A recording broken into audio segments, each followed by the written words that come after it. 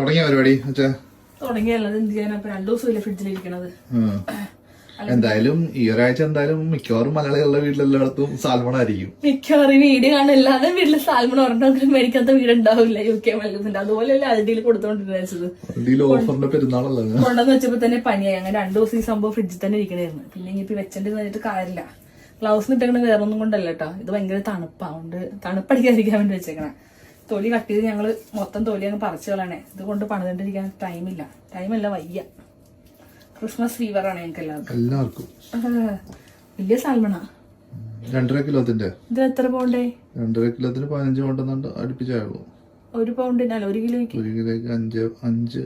നല്ല ഓഫറാണോ? നല്ല ഓഫറാ. പിന്നെ അപ്പൊ ഇത് വിട്ടിട്ട്